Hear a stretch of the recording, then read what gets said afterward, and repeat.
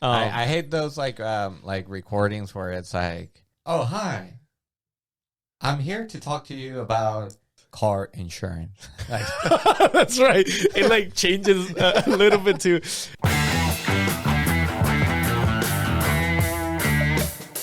Did you hear the chopper yesterday? I guess not. I mean, No.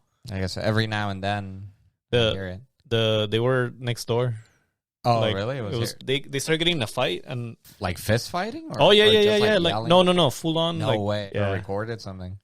My camera probably did. I just, Upload it to WorldStar. what is that? Like this website where people upload fights, like street fights. Oh, I didn't even know it was a thing. Yeah. The WorldStar. I'll show you. WorldStar. Is that where like the whole Kimbo slice? Yeah, I think so. Yeah. Oh no, he was in YouTube. No? But it's pretty much a website with a bunch of street fights. Just like random street fights. So that's why like 90% of the time you'll hear someone yell, WorldStar. Ask anyone. Cisco would know. No, what I'm talking about. That guy's like, if it's not a marble fight, he won't know. He'll know. Let's call him. I can't. We can't. So that little phone thing, like we can hook up a phone. Oh, here? Yeah. And like George could call, and as long as we have a phone hooked up to that thing, it'll record. Yeah. Oh, that's sick. Oh, yeah, we should totally do that. Or prank calls, like, yeah, you could do that. Nice. We can't do prank. Why not? No, I guess we could. Not like random prank calls, but like a prank call to George or something like that. Did you ever do prank calls when you were a kid? Yeah, I used to do it for a living. Wait, what? That was like your bread and butter. Yeah, bread and butter. Yeah, for sure. I love doing prank calls, like phone prank calls. I did a couple, but as a kid. Sometimes my prank calls were not even like pranks. I would just like straight up pick up like a random number and just like start swearing at the person who pick up the phone. I would fake a voice. Oh, I did that a couple of times. Bro, I would pretend to be like yeah. So this is my like impression of like an old lady. It'll be like, "Hello, I'm trying to reach," and I would just kind of, just keep him busy. Just keep him busy for as long as I could. Yes. And then the other one was it would be like, "Is your fridge running?" Oh yeah, I remember that one. That's a classic one. Those are like the Simpsons kind of. You remember that, like Bart? Yeah. Bart would do it all the time. What did you do? Pranks? Yeah, like that. The fridge one was a classic one. But yeah, like I said, most of my quote unquote pranks were not even pranks. I just like random calling people randomly, and then just tell them like, well, I'm not going to go into details, but basically just like they have you recorded calling them like, hey, like, you stupid fuck, or like stuff like that. Did you call random numbers? Yeah. Yeah, okay. I used to do, yeah. Because I would also call like friends or family and try to fool them into thinking that it was somebody else. I never told them that it was me. Right. Okay. Yeah, I used to do that for sure. I still. Well, obviously now it's no fun because everyone knows when you're calling them, especially if you're friends, if your friends is calling you, like obviously that's why you use the star 67. What is that? It puts your phone in a private number, so they don't. Have you ever gotten those calls that says private number? Mm-hmm. So you just put star 67 before any number, and then your number is going to be private. Oh, shit. Oh, shit. Really? I just created a monster. Nice. The prankster is back. Oh, my God. Yeah. Well, but the thing is, if you do that, then a lot of people won't pick up the call. Like, people screen their phone calls, so they're not going to pick it up. So I'm more likely to pick up a private number than a random. than a random. Yeah, that's true. That's true. I'm kind of like that too, because the area code, because the area code is the thing that could, like a lot of the scam calls, they're like I don't know, from like a state that I haven't even visited, or I know that I don't have any friends or family, or like your car warranty, whatever the fuck. That's actually legit. Well, but I get them all the time, and it says scam likely.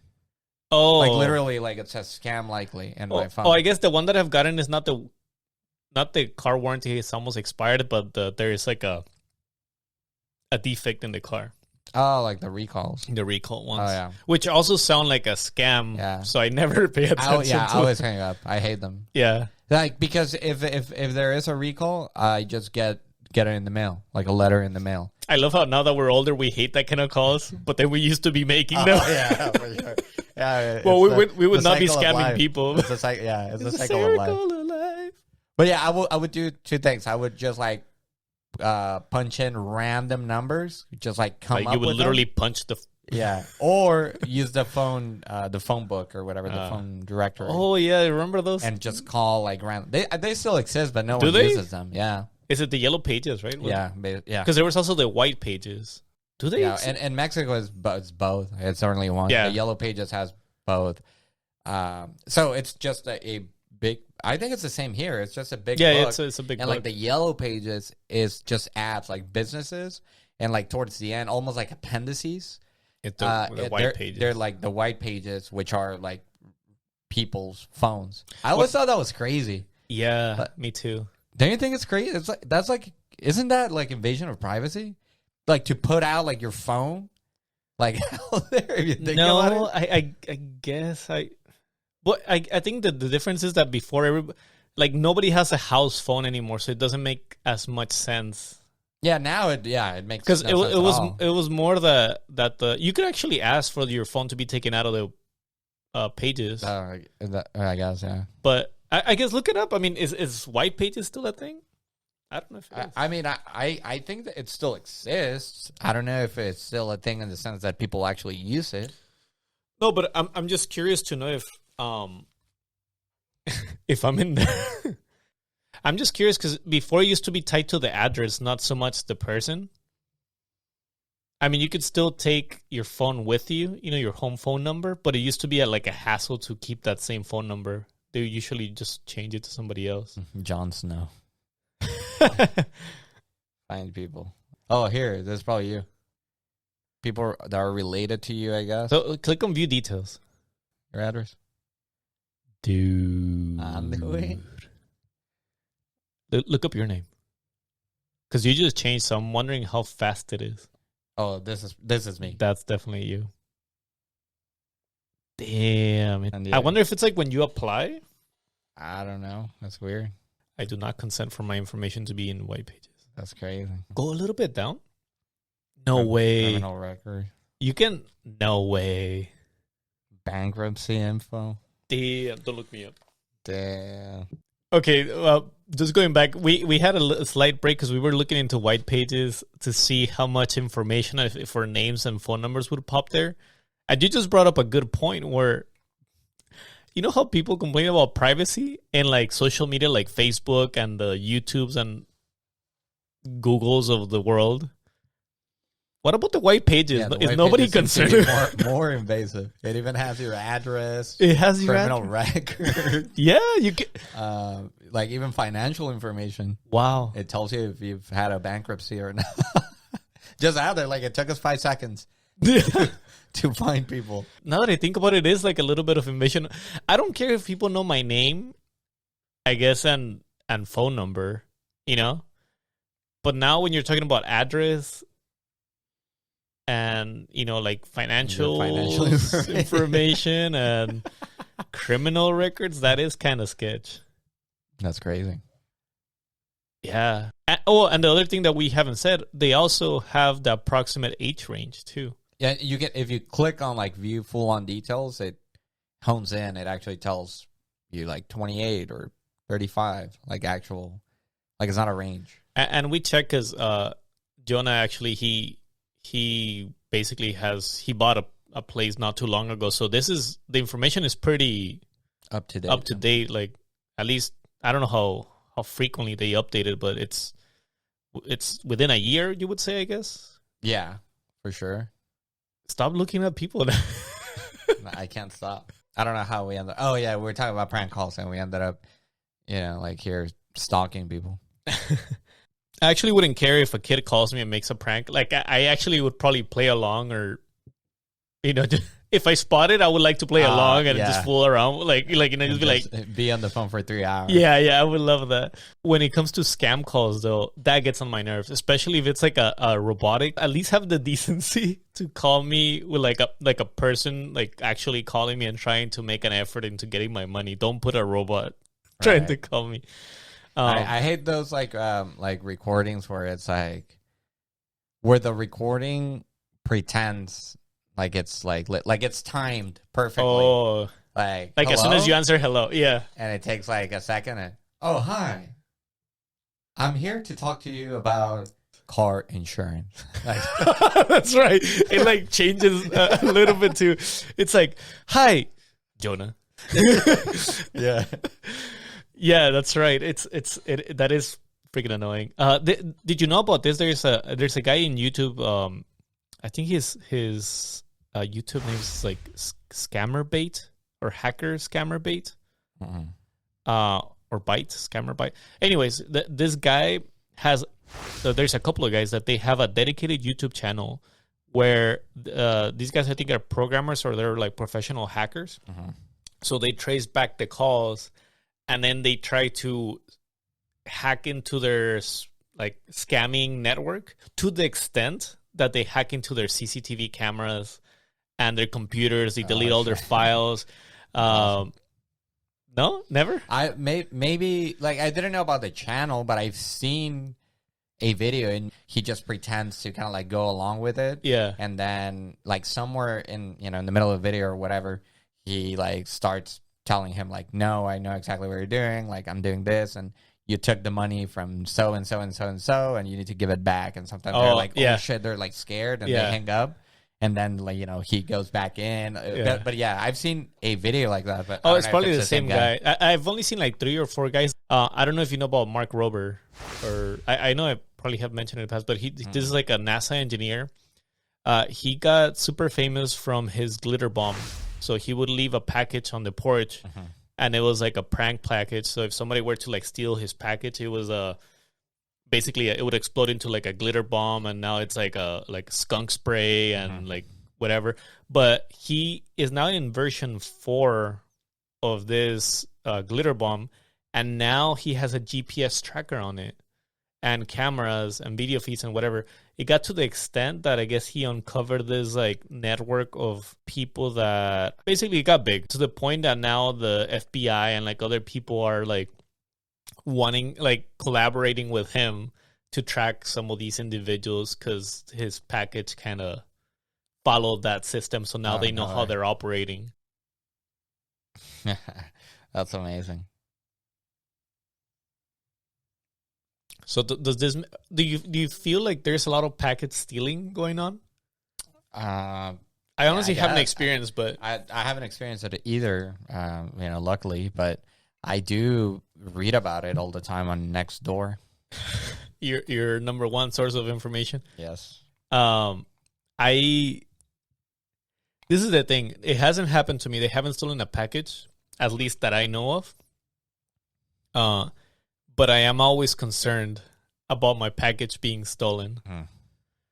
Would you feel comfortable like leaving your package for like let's say 2 weeks? No, in your house. 2 weeks? No, that's regardless of the price. That's too long. Yeah, that's too long. Sometimes it happens. It's inevitable when maybe you go out for a weekend or something, and you have something delivered on a Friday, and you come back on a Sunday. That's happened to me, a lot of times, and luckily, every package has been there. Yeah. But 2 weeks out there, no, I don't. You deserve for them to steal your package. I don't want to risk it. That's too long. If I'm gonna be gone for 2 weeks, I would just ask you or someone thanks. to go and pick it up for me, like from my front porch. For me too. I think my cutoff is like, honestly, it depends on the package. If it's expensive and like a big, either if it's expensive or in a big box that is super visible, I wouldn't like to leave it out there for more than a day or two. If it's cheap and I know that maybe people are gonna miss it, it's like in one of those like bubble wrapped kind of bags. Yeah. I may let it slide for a weekend, but even then, like even a week, I would be like, Yeah, exactly. Especially because you don't want to let it be known that you're not at home. Right. Or that, you don't want people to target your house as the house that leaves packages for 2, 3. I'm playing Santa Claus year round. I know in Nextdoor too. I have seen feedbacks on, especially during Christmas, where people were like leaving packages outside and people were picking them up. And I don't know. At least I haven't lost faith in society. Like I feel like there's a lot of good people out there. But that's actually what Mark Robert. So he not only in his videos, not only does he show the people that are stealing the packages, but he actually runs a test. And most of the time, I forgot the percentage that he said, but most of the time people actually either get the package, call the person and say like, hey, like your package was outside and I didn't want anybody to steal it. So like I have it, like call me up and I'll give it to you. Or they just put it back, or they just hide it a little bit better so the way people don't pick them up. Like most of the people actually do not steal it. So that's his like, even though he's doing the glitter bomb for the fun, he does also put that information out that most people actually didn't steal it. If something, they actually try to help the other person out. Talking about scams though, you kind of said like it's always somebody from like India, at least when they have spotted like the scammer people that you were watching on YouTube. But do you know why that is? Because that is a thing. Like I feel like usually it's like somebody with like Sally's with like an Indian accent. Like at least the calls that I've gotten, it's a lot of like people like that. I don't know. I guess it has to do with poverty. I mean, it has to do for sure with it. Oh, like that's like their job. Yeah, I mean, if you look at this, network of scammers, it's like a call center, right? Yeah. It's always like a bunch of people. It rarely is like one dude from home. A lot of times it's like it's a job, like it's a network, there's and I guess that makes sense because it's like you're saying, like poverty, because like $30 for us may not seem like a lot, but like let's say maybe somebody in like a third world country, $30 could go a long way as far as like food. Oh yeah, yes, $30. I think it, and I'll look up the actual, like monthly salary or something for a like person in India or just in general. But I bet $30 is probably somewhere along like a monthly income. Oh, shit. Something like that. Let's check it out. So it says that India's median salary is 29,400 INR. I think it's like Indian rupees or something like that. Yeah. Which is $392. But, oh shit! A year? Is that a year? $392 a month. Oh, a month. Okay, maybe my what I said of $30 was completely out of the way, but I wanna keep on digging because maybe. Well, that's not bad though, because that means that you need to scam like somebody for $300 in a month. Which sounds totally doable. It does, especially. I mean, how many people? That's one person. That could be one person. Yeah. I mean, because a lot of times, like the scammers are, people pay them like $1,000. The way I've seen the scams work, it's basically they say like, oh, you owe us $300. And then they go like, oh, well, what you can do is give us $300 now to avoid any fees. Oh, right. And then we'll reimburse you on the next billing cycle. Right. So then you go like, okay, that's fine, because once you're fooled and you know that it's your bank, or you think it's your bank, sorry, you rather not pay the fees. But I mean, you should know that that's not how your bank is going to operate, but people fall for that. Right. So a lot of time it's like old people.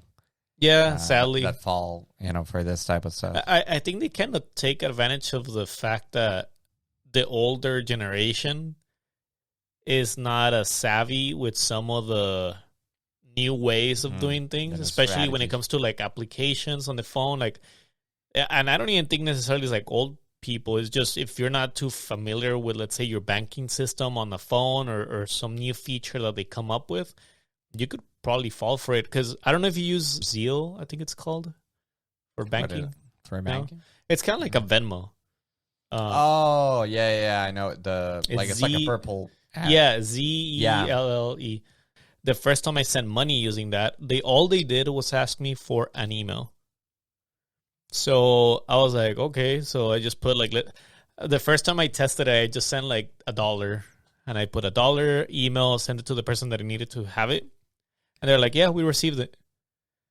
I was like, that's kind of weird. Like all they needed was an email. So it literally takes a scammer. Man, I'm giving them more ideas now.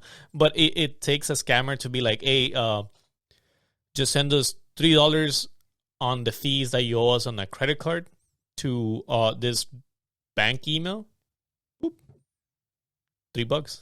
Do that for 300 people or whatever, and and your job is like a call center. All you're doing is just calling people all day, every day, and out of say 18 hours that you're working, if you get 3-4 people to wire you a couple $100, and boom, that's it. Yeah, like you may make $100 in a day. Yeah, easy. Yeah, and you're right. And I mean, most of those call centers, I bet you anything, they have like automated. So the way it keeps calling phones until they land one that picks up, and then they transfer that to the actual person that is going to try to do the scam. Yeah. So it's not like if they're calling, like manually calling, they're just having like a robot, like. Oh, yeah. Yeah, they have the same technology as a call center does. Crap. That's kind of like the double-edged sort of technology, right? It's like there's a lot of good from it, but you also, under the wrong hands, it could also do a lot of harm. Yeah. That's where I'll leave it for today. Don't get scammed out there. Like and subscribe.